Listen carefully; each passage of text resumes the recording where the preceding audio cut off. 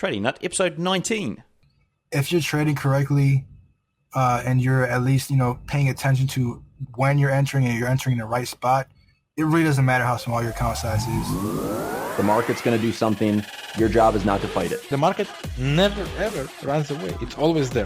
That personal diary of trading will make you a much better trader than... I could be right about the direction, but wrong about the trade. Don't focus on the monetary side. Trying to make too much money on a trade is what I have seen killed every trader. Your losses offer you some of the greatest insight you can find into your mistakes. Relax, learn the process. Candlestick pattern trading is a freaking trap. Don't be in a rush to become a millionaire. Let the market tell you what the market wants to tell you. This podcast is not financial, trading, or investing advice of any kind.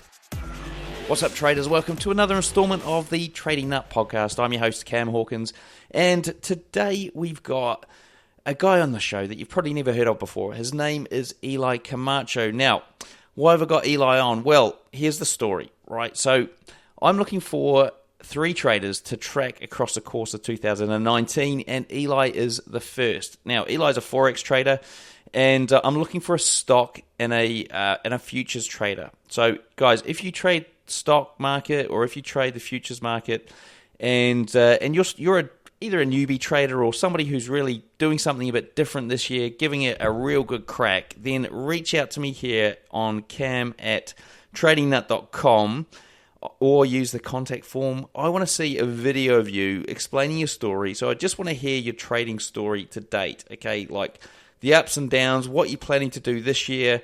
It's up to you, and I'm going to pick... Hopefully I get a whole bunch of you guys through.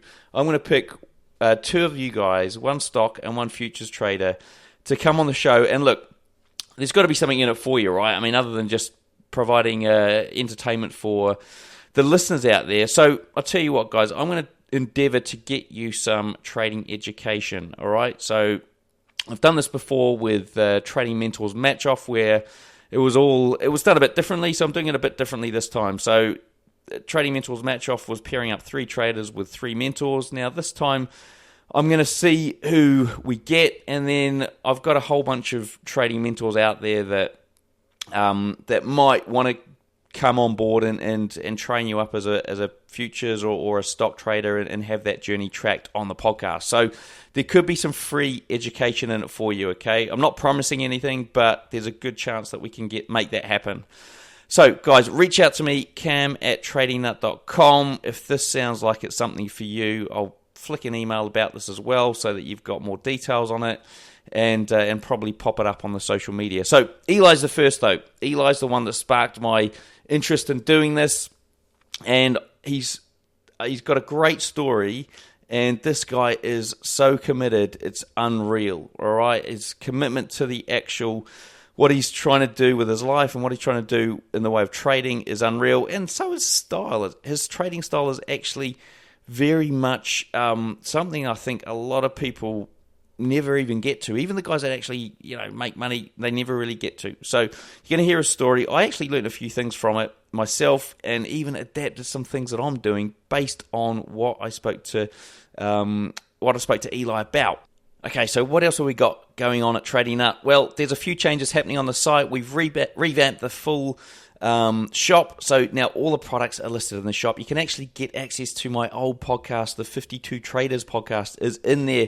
You can buy the whole thing outright, 120 plus interviews with traders and trading experts. You can also get the episodes individually if you want as well. If you just want to pick and choose a few, you can buy those as well. The good news is there's coupons for virtually everything. Okay, so if you're in the members area, you'll find a whole bunch of coupons. Look in your dashboard, you can't miss them. So I'll put coupons up there so you can save yourself some money on the products in the shop. So guys, go and check that out. Even the Robot Traders Club is in there as well, and there's a coupon for that, so go and check that out. And I just checked yesterday, it's up, the combined portfolio of the Robot Traders Club is up 252 pips, so very happy with that. Now, last but not least, if you are listening to this on your phone, please do subscribe. I actually found out just a couple of days ago that I'm now on Spotify as well. I can't believe it. I'm on Spotify, And my kids were absolutely stoked about it. I'm like, guess what, guys? Because they listen to Spotify all the time. I go and check this out. Dad's on Spotify. They loved it. So, guys, if you are on Spotify and want to listen to the Trading Nut podcast, it's actually on there. So go and search it up and you'll find it. Trading Nut in the search box, and you'll find that. Please do leave a review if you're listening to this around the traps, wherever it is, iTunes or Android, wherever you're listening, please leave a review. I've got a fantastic guest coming up in the next week and the week after as well. So, guys, stay tuned. We've got some unbelievable traders coming up in the next few weeks. What else can I tell you before we go into this episode with Eli? I'll tell you what, I'll give you a reminder at the end of the show so you've got all these things on your radar again. All right, folks, let's get on with the show. All right, guys, we've got Eli Camacho on the show today. Now, I'm guaranteeing you that 99% of you listening, if not more, probably, what Eli, maybe 99.9999, don't know who you are or have never heard of you before.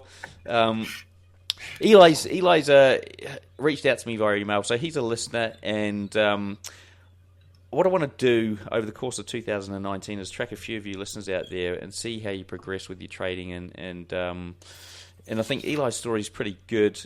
I liked what he sent me. He sent me some screenshots of his trades, and he'd got to the point where. We'll get into it. We'll get into it in the thing. But I mean, how are things with you anyway? And where are you based at the moment? I'm doing good. I'm out here based in Pennsylvania, United States, East Coast. Yep. And you said before the show that you only came across the podcast when you were searching Stitcher and you stumbled on the Trading Nut podcast. So you missed the whole 52 traders journey that I've been on for the last couple of years. Yeah. So that's it's good to hear that somebody who's just fresh into it has stumbled across some of the stuff that I've put out there and finding value from it as well. Now, I think what we'll do is, I mean, if you could give us a sort of a quick overview of what you do, like for your day job and your age there or thereabouts, and your personal life and stuff, so that we can get a bit of a feel for who you are, and then we'll go into your trading story after that. Right. Well, I'm 25 years old, and I heard about Forex trading from one of my younger brother, and a friend told him about it, and so we started doing it together. He kind of had some other things to do, so he kind of like laid off of it a little bit. But I kept going, kept studying it countless hours. But yeah, so I'm a window washer though, so I have to do this on the side, like while I'm washing windows and everything. And I kind of got tired of the whole 9-to-5 grind thing, so started studying on this pretty hard for the last 7 months. But yeah, I also do graphic design on the side, here and there. It's mostly like a hobby thing. So I'm just creative in general. This appeals to me though because I'm able to do this, at home. I don't have to, do all this other extra stuff like selling. Yeah. And so products and stuff. Okay, so you're a window washer in terms of like you go to the big buildings and wash the windows, or yeah. Well, I haven't gone up skyscrapers yet or hanging off the sides of buildings. I have friends that do that though. I trained for it for a bit at one time, but I haven't done it yet. The highest I go is probably like on a lift. I'll go like a couple stories high, but that's about it. Okay, cool. Yeah. And so what do you how did you? So you said your brother introduced you to Forex, and you got into it from there. Right. I mean, how did his introduction start? I mean, did he just sort of go, "Hey, look, if look into Forex, you can make some money," or was he like, did he sell you the dream, or how did that work? Oh no. So I guess if I'm not mistaken, he had a friend who was in a program in a different business, and it was a Forex program, basically, a Forex members program, and they introduced him to that, and he introduced me to that. It was basically like you join up for a monthly fee, and then we'll teach you how to trade Forex, and if you add in a couple other, like 3 more friends, we'll take off the monthly fee from you, and etc. And how was your brother getting on with that? Did he have any success? It was basically the same as me, struggling He did it probably for like a month, maybe 2 months, and then kind of like just let off it because he was doing other things too. So he's like, it's kind of like he wasn't like focused on it. And so did he? I suppose what were you learning there? I mean, what sort of things were they teaching you? It's the same retail stuff. Support and resistance, chart patterns, especially chart patterns. They're teaching chart patterns day and night. And there's even like a tool they have where it'll find you. I think they call it the harmonic scanner. Where it'll find you a trade, and you can just trade off of what it tells you. Yeah, it's just basic stuff. Like, the basic stuff that I find on YouTube. Like because I only did that for about a month. I went through the entire course. I did that for about a month, but we couldn't keep up with the monthly fee. So after that first month, we kind of stopped. And I figured if the stuff I learned on there, I kind of see it on YouTube anyway. So I might as well just keep doing it by myself instead of paying this monthly fee. I might as well. So I just stopped it. Kept doing it by myself after that. Okay, and what were the chart patterns that they were talking to you through? The same thing, like double tops. Was it Elliott wave, ABC pattern, stuff like that. And then was there a specific strategy they had you wanting to trade, or they were teaching you to trade, or was it more like here's a whole bunch of stuff and you can use it this way or that way, and you guys come up with the solution for yourselves? I think it was they were mainly teaching. So, like, if I'm not mistaken, they were teaching mainly support and resistance, and trading entering on the pullbacks. They didn't like really give a specific a strategy though. They were just teaching like the main basics of how to trade Forex. Like everything else you had to basically come up with yourself, or because they had mentors on there too, you would basically just, I guess, speak to a mentor. I never got around to doing it though. And I guess that mentor would give you a certain strategy or show you how he trades or whatever. But I never got that deep into it. Okay. Yeah. And so from there, so you decided that, okay, you're better off going to YouTube and searching around there. How did that end up for you, and where did you end up? That was a roller coaster. So I saw a lot of different people. Like I was just the main things I would see on YouTube were like indicator things, and I wasn't too fond of whole indicators. I heard like pros and cons about them, and I've tried indicators and they just never worked for me. So I stopped I stopped watching those guys, and then I stumbled upon one of the guys you actually had on the show recently, Navin Prithiani from Urban Forex. Oh yes, yeah. Yeah. He resonated with me a lot. So I resonated with him a lot. So I stuck with his stuff. And I learned a lot of the core basics from him for sure. And then that's basically where I kept at that for a while. I would constantly go back to his videos and rewatch them, sometimes like 10 times over. And then that kind of gave me like the core fundamentals of how to trade correctly without just looking for patterns. He would teach you basically the psychology behind it. So. And these were just the free videos on his YouTube channel, yeah? Yeah, just the free webinars he had, recordings and stuff like that. Yeah, and so what was the fundamental change that you made from like the YouTube indicator stuff and the harmonic pattern stuff that you were learning before, and you're now looking at Navin stuff? What were the fundamental changes you made to what you were doing? Yeah, so in the beginning, basically, I would if price would hit a certain resistance or a certain support, I would either click buy or sell. Like I wouldn't even think about where price was, or I wouldn't think about is the movement strong or weak. I would literally just, look, it's at that support resistance, hit buy or sell, and constantly it would go directly against me and stop me out, and it was frustrating. Like it was insanely frustrating, and I couldn't figure out why until he spoke. He started talking about the strength of the movement, the momentum. And he mentioned the rubber man theory a lot too, which that kind of helped me.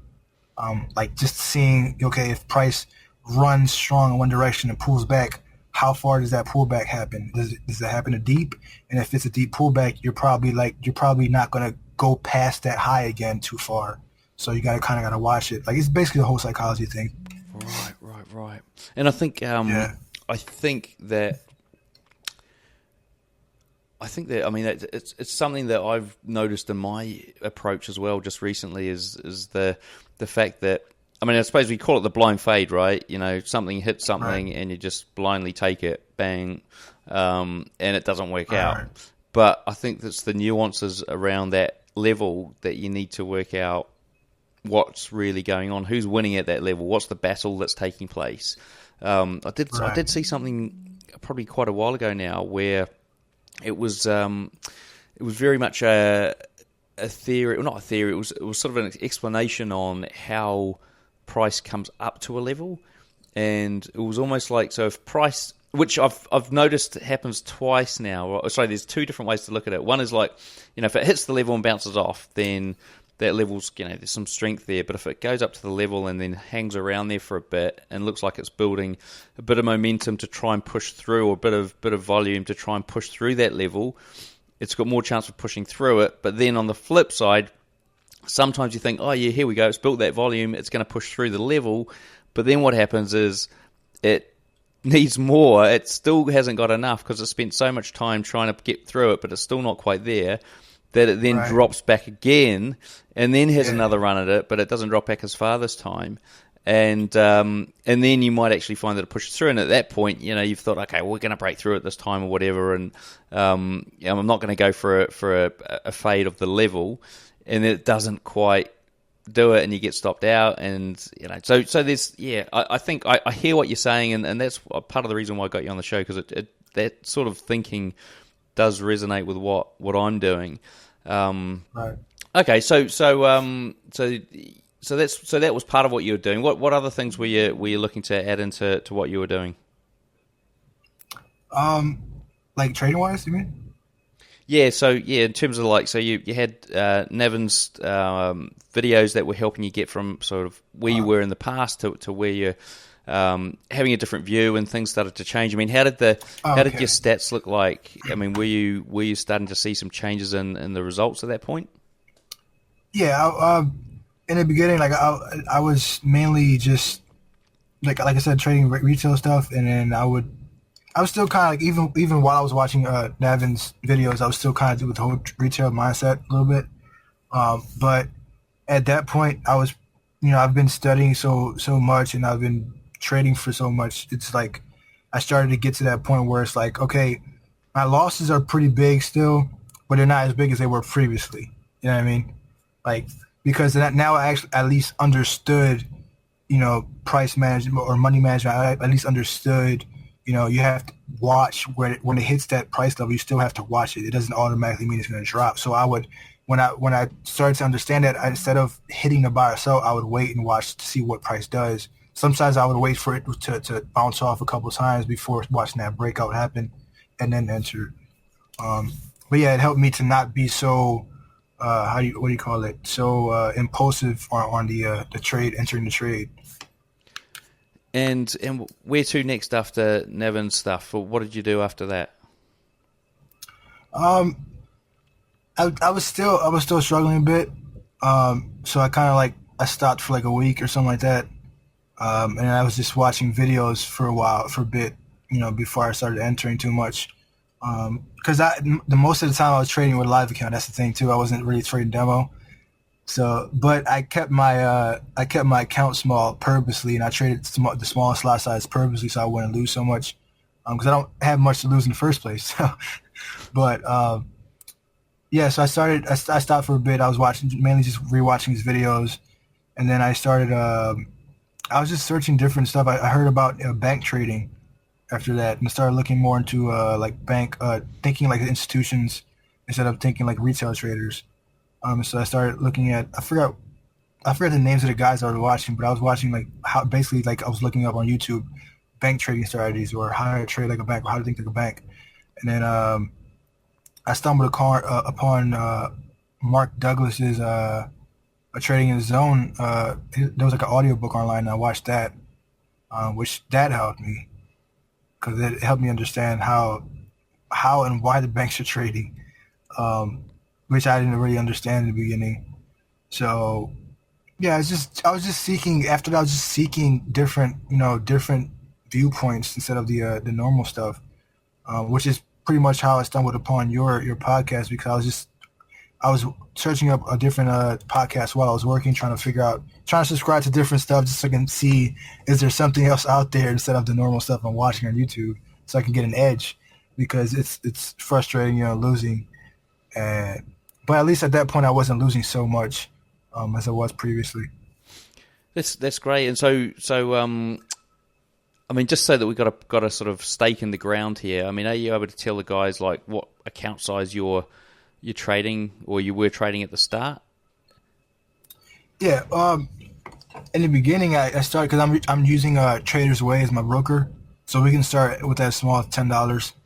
So I started out with $10, and then I lost that account, and I added $50, and then I lost that account, and then I kept trying to go back in with $10, which it sounds small, but I've come to realize that if you're trading correctly, and you're at least paying attention to when you're entering and you're entering in the right spot, it really doesn't matter how small your account size is, because I lost more trading with bigger accounts because of my me thinking, okay, I have enough money in the account to trade, than I've lost in small accounts, because on the smaller accounts I'm at least conscious, telling myself, okay, I can't lose this $10 because I only have $10 in there. Yeah. So I'm like kind of more conscious with a smaller account.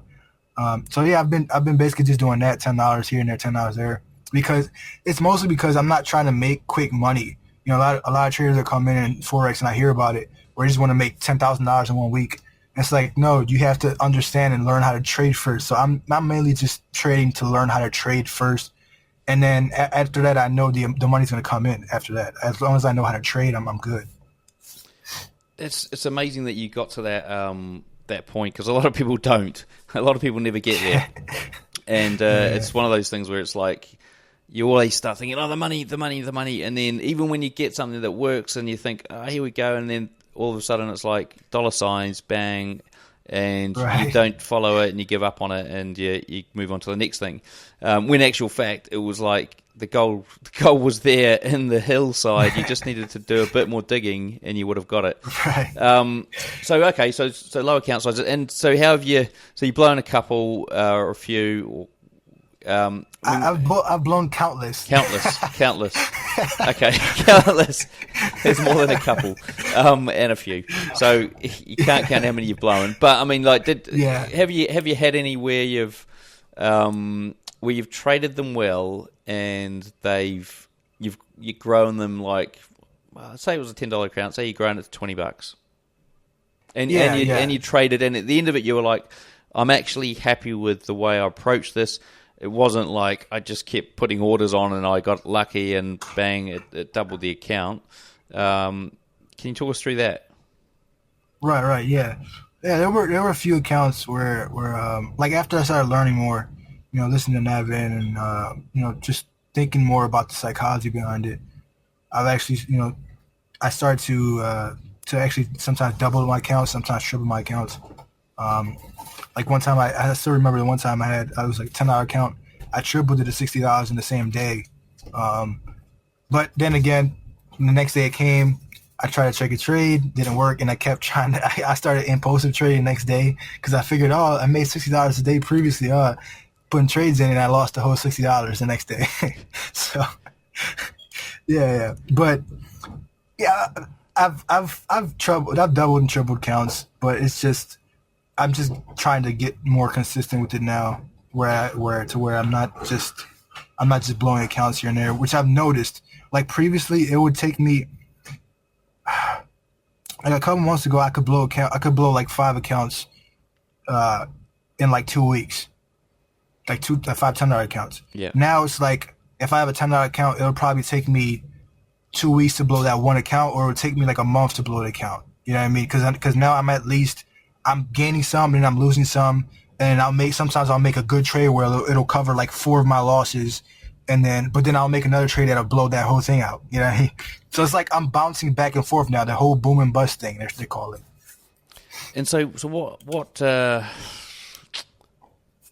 What are some of the stats around? I'm trying to work out the best way to ask this because obviously when you were blowing accounts, your stats would have been pretty dire.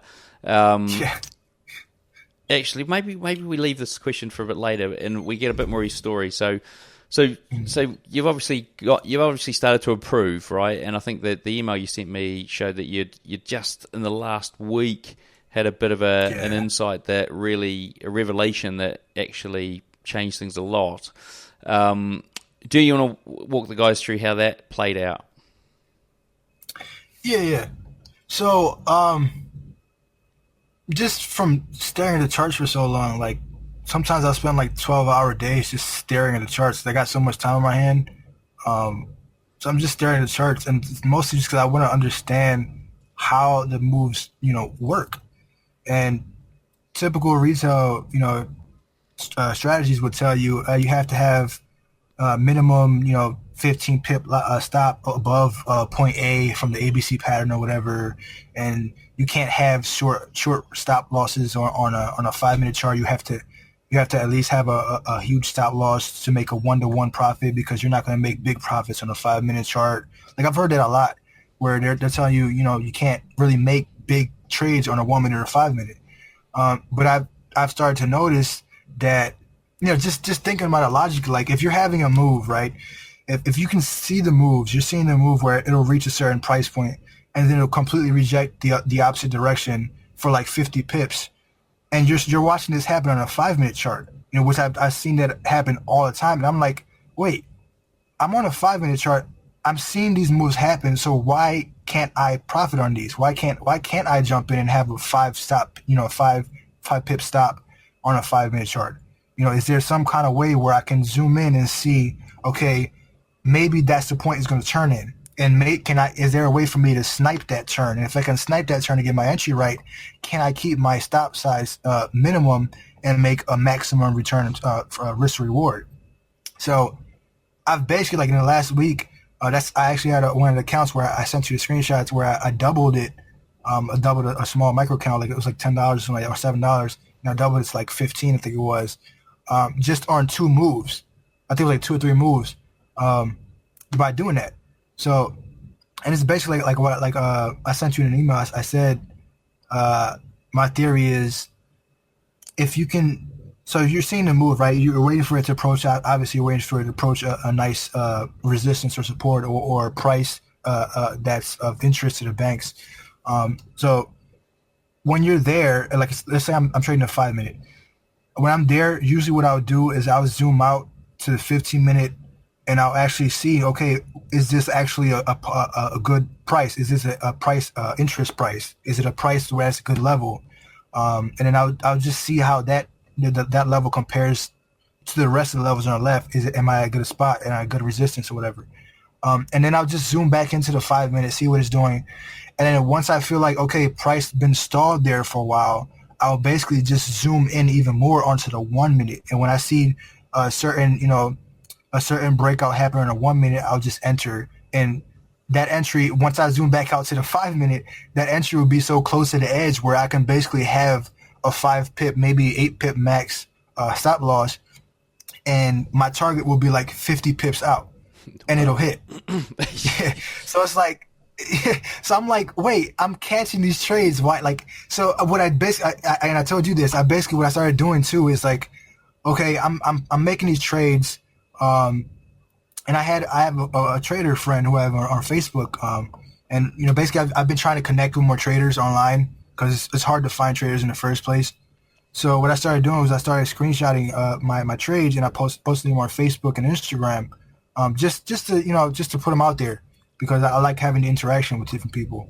I even have friends of mine who don't have a clue what I'm doing, but they just like what I'm doing. They'll ask me, "Hey, what are you doing? Like, what is that stuff?" And I'll just explain it to them, whatever, and they'll be like, "Oh, cool." So what I started doing, I started posting whatever, and I had a trader friend who he saw one of my trades, and he congratulated me. He's like, "Hey, nice move and everything, nice catch." And then I was like, "Thanks." Then he came out and replied. He was like, "But your stops are too small." And I was like, and it triggered a thought. I'm like, wait, why is my stops too small? I'm making these trades my stop is not getting challenged, and I'm making trades of like 30 pips, 40 pips, 50 pips. Why can't I have a small stop?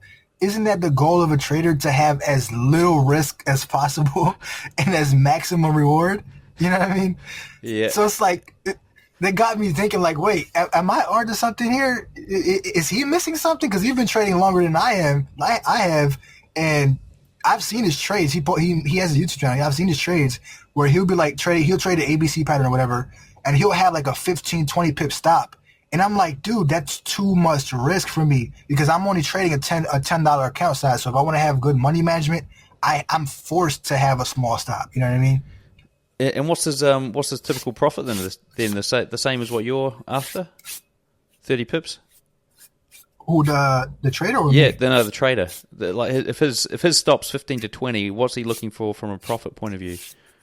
Oh well, sometimes he'll get a 20 pip move, or actually he gets 20 pips moves, 60 pip moves. I see him on trade or whatever on YouTube. He'll get the moves, but my thing is that stop is huge. You know what I mean? I can't withstand that stop. If I get 4 trades wrong or something like that, I'm screwed with a 15 pip stop. So I kind of was like, put in between a rock and a hard place here, where I'm like, okay, even me trading 5 pips, that's a lot of risk for a $10 account. You know what I mean? That's more than 2%. So I'm kind of like forced to like, okay, I'm going to have this, kind of big risk and relative to my account size, but relative to everyone else's stops, my stop size is small. So I was like forced to have that. The funny thing is, I mean, what I've been experimenting with as well, and it's works quite well. And I think this is part of the other reason I decided to get you on the show, was the fact that these small account sizes, guys, is something worthwhile investigating. And I'm talking like, the $10 account and trading. Especially if you're trading Forex, you can't really do it for anything else. But a $10 account, right. And like, I mean, you can probably experiment with other markets based on a Forex broker or a broker that trades allows you to trade the S&P and all the indices and metals and whatnot, commodities, right. And experiment with a $10 account. And I mean, it's like if you have a win rate which is high enough, then you should be able to double that account, triple it. In actual fact, you should be able to take that account. If you're a good trader, you should be able to take that $10 account up to whatever. Okay, there should right. be no ceiling if you can trade it. And look, I mean, it's I've doubled $10 accounts before, even less than that. And I've managed to double these accounts with just good risk management of 5 to sometimes even less than that, or maybe I'll start with like a 12 pip stop and then reduce it to 3 pips pretty quickly when I see price move against me. So the risk is only on the table for a short period of time. So look, I think it's a good idea if you guys are out there like thinking I've got to put $1,000 in the market or I've got to put a 10 grand in the market. Don't do it. Just like try $10 and then practice, because it also teaches you that it's not about the money. It's about the it's about the process and getting the process right. So look, I think it's a good lesson for everyone listening. If you've been struggling and your way through it, but that said, I think before that, even back testing is probably the most important thing. Have you done any of that, or? I've done back testing.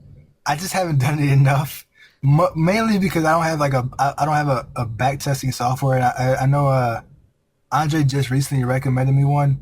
So I'm gonna have to check that out. I think I gotta pay for it or whatever. But I haven't really done any back. I've done some on TradingView. My issue is that, like, it was when I was doing the back testing, I wasn't really getting the results I was getting, and then for some reason, when I would stop back testing or when I would stop trading for a bit and just watching videos, I'd just go back to trading, right? Yeah. And then for some reason, I don't know, maybe it's because I stepped away from markets a bit. For some reason, I would be able to start to see price a little bit more clearly. Like I would take a trade and I'm like, oh, obviously it's going to bounce from there, and it'll bounce from there.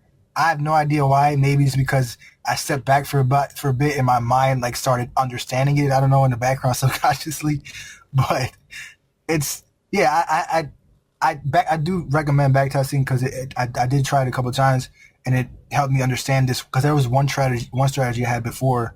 I saw some dude on YouTube where he was doing it. I tried it. It didn't work for me on back testing, so I just ditched it. So it does help. Back testing does help. I just haven't done it enough to like say, it's rock solid or whatever. And just out of interest, how many hours do you think you put into the charts to date? Today? Sorry, not today. To date. Like, to date. Yeah. I mean, or maybe maybe on an average, like per week, how many hours would you do? So I can tell you, like per day, I'm probably spending more than 8 hours per day, because for example, if I'm waking up in the morning to go to work, like I usually go to start work at 7, I'll still be on the charts. Like I have my phone out. I'll trade on my Note 4. I trade on my Note 4. Most of the time I'm trading on my Note 4 when I'm out, but when I'm home, like I'll trade on my Note 4 when I'm at work from like 7 to whenever we come back, which is usually like 4 o'clock. I'll be back home. And then as soon as I'm back home, I'll probably like not out for 2 hours and then wake back up and I'll be on my computer, my charts. Cause that's what I do. I'm a computer guy. So I just like being on a computer. I'm at my desk a lot. So I'll just open up the charts and I'll just be watching charts for a while. And I'll just sit there till like 2 o'clock in the morning sometimes. Like it'll basically average out to like 8 hours plus a day. Well, that's a great effort for somebody who's working full time and is 25. So it's essentially to get to that 10,000 hours. It sounds like you're going to be well on your way. So that's the goal. Yeah. So look. So okay. So you're who are you learning from at the moment? I just started learning from Andre Saturday, I think it was. Yep, I bought his course. We spoke.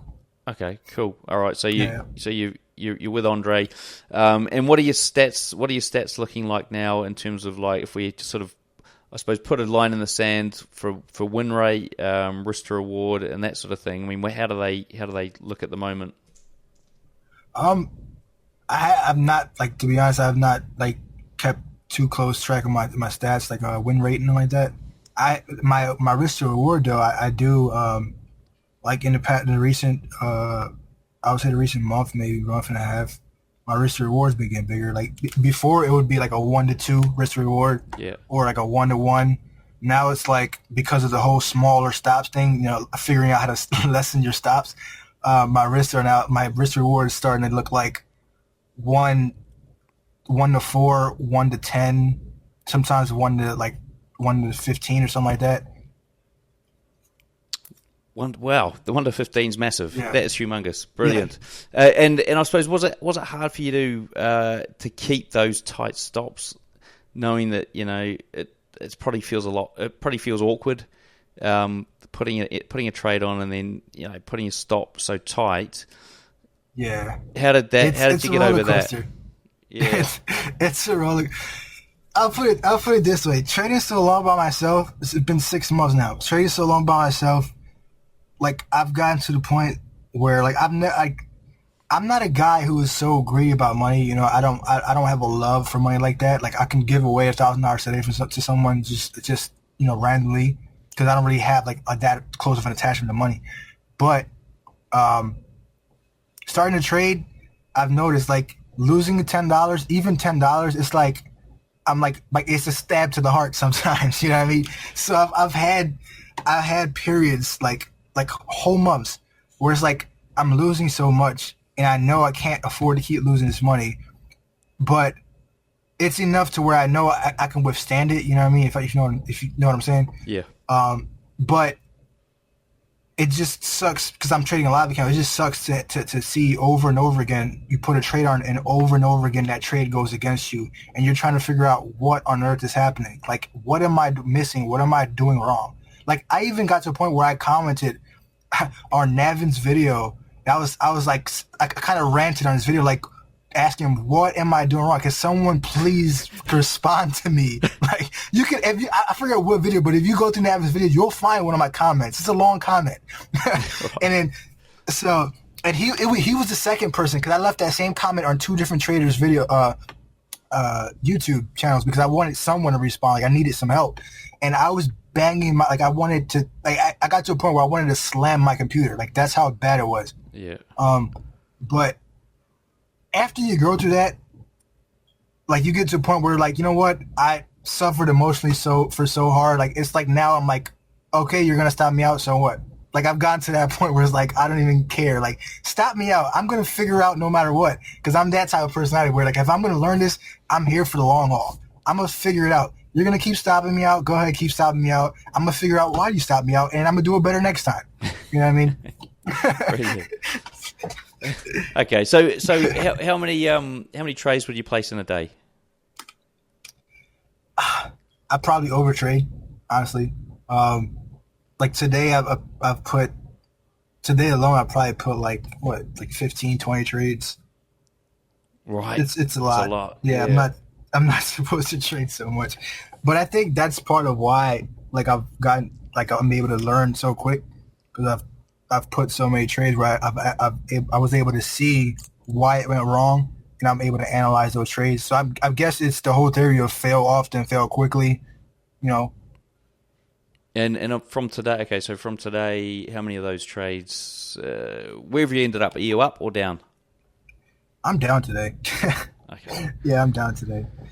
And I got some good trades, but my issue is that it's like death by a thousand cuts. You know, you can have like 5 massive good trades, but if you have like 20 small trades that equal those 5 massive trades, you kind of lost your money. So yeah. So yeah. Okay, so all right, so you're down for today, but your email that you sent me, you said that you realized that over trading was the big downfall, and that if you traded less, you actually walk away with a lot more money. I mean, what happened since from then? So that was probably about a week ago that you sent the email. What's changed? Anything?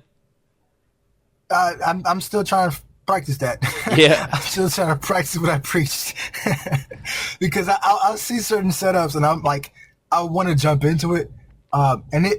Here's the thing too. It's like what I said in the beginning. Sometimes I'll put in a trade where I know it's going to work and I see it work. And it's like, like for example, there was a trade this morning where I had 2 trades. I had the first trade I put in, it was easily going to be like a 20, well, to what I thought it was going to be. I thought it was going to be like a 20 or 80 pip move. So I put in a trade, and it was going strong for a while. Then I had a pullback, and then on that pullback, I entered a second move, which is basically going to be a small scalp for me. And in that second position, I hit target, and that second position was 22 pips, right? And then so that second position filled, and then the first trade kept going, and I was about. I think when it started turning around, I was about 58 pips in, right? Yeah. And then but I saw it pull back, and then I figured, because I looked left and I saw some consolidation in that level.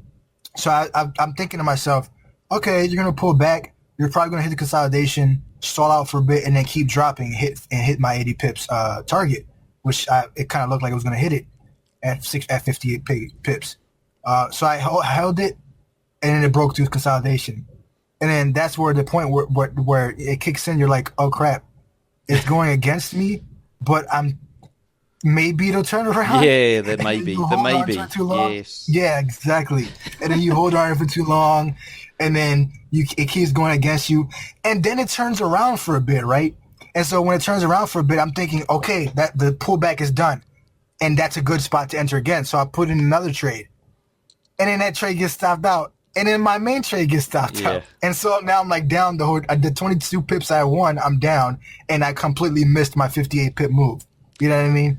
Yeah, yes, indeed. Indeed. I think I might have had that exact same scenario last night, where it would have gone, it was a good sort of 25, 30 pips, I can't remember exactly, and I was like, oh, okay, it's only it's going to retest the trend line and then carry on, and it's like no, okay, it's going to basically hit my stop, which was in profit, right, and it's like no, it's maybe we'll no, maybe no, it's gone, and it's like, well, hang on a second, if I think it's gone, why am I still holding it? I may as well just close the trade out and get a little bit more profit, but Yeah, man. I That's know the fight I'm having. Yeah, I know the feeling. So So I take it you don't move your stop into profit at any point? Or? No. Okay. No. I probably should. I probably should start experimenting with that more because I used to do it before.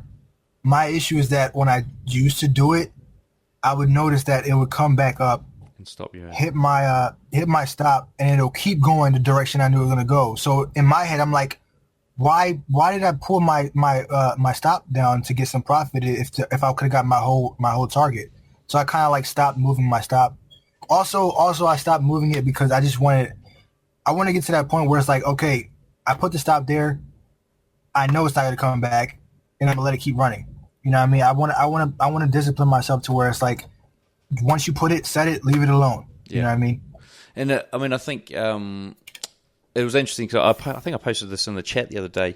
This guy that I interviewed who's going to be on the show probably before or maybe after your episode, and I think it was a chat we had after the call, and he recommended, because I said, one of my issues is I keep getting stopped out when I enter the trade goes my way, and then it pulls back, and I put the stop to break even, and it stops me out, and then emotionally it just eats me up, and because then it often goes in my direction, and it's like, and so then I'm like, okay, and he goes, well, basically, here's what you need to do.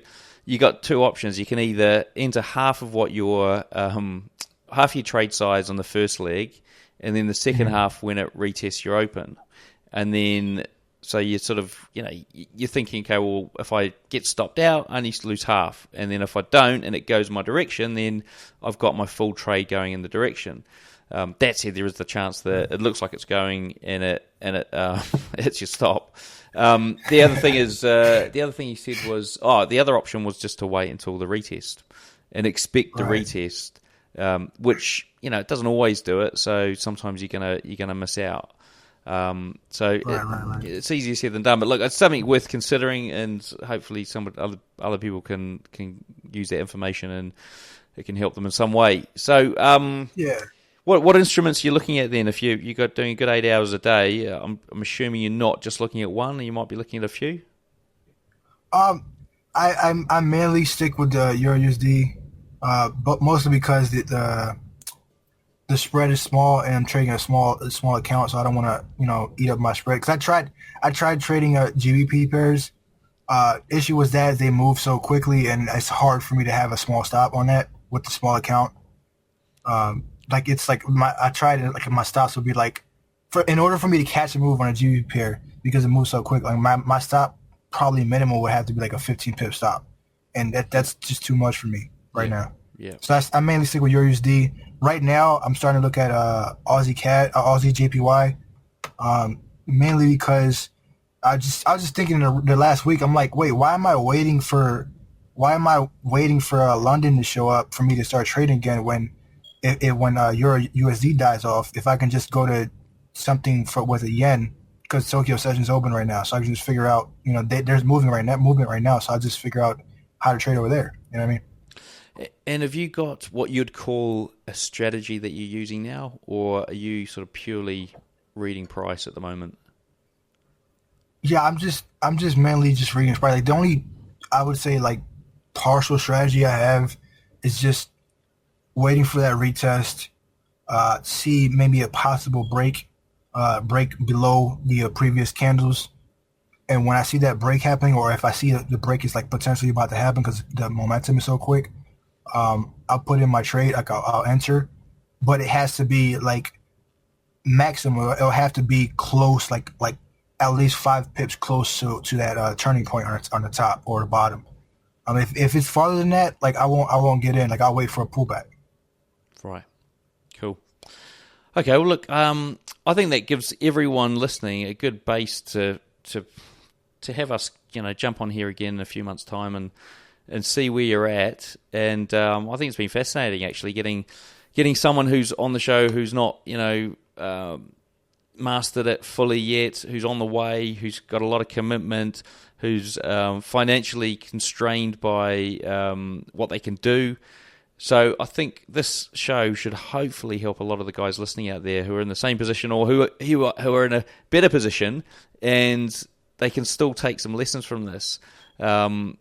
I sure have, and I look forward to getting you back on the show in the future, Eli. And so is there a way that, I mean, you said you're wanting to reach out to other traders, and I'm sure guys will have questions for you once this goes out. I mean, what's the best way for guys to get in contact with you? Probably Instagram, Facebook. You can find me on Facebook, Eli Camacho. Instagram, it's actually Eli_stay focused. Or just email me, CamachoEli123@gmail.com. Okay, guys, we'll get all those links up on the show notes, so you can check them out there if you want a quick way to get to them. But look, it's been fantastic having you on the show, and we're only a couple of days out from Christmas here, so I wish you a Merry Christmas and Happy Holidays and all that sort of stuff. What are you doing for Christmas? I got two sides of the family I have to visit. We'll be running around for a bit in the next couple of days. So yeah. Okay, brilliant. All right, and is it a white one over there for you guys yet? Not yet. No. It's mainly rainy and cold. Yep, which sucks. Hashtag global warming. All right, mate. Well, look, thanks for coming on the show, and we'll be in contact again in the future to find out how you're getting on. Yeah. Glad to be here. Take care, Cam. All right, folks, hope you enjoyed that interview with Eli. Now, look, if you do want to be in Eli's place, then reach out to me with a video on cam@tradingnut.com, or how else can you do it? Look, I mean, you use the contact form on tradingnut.com.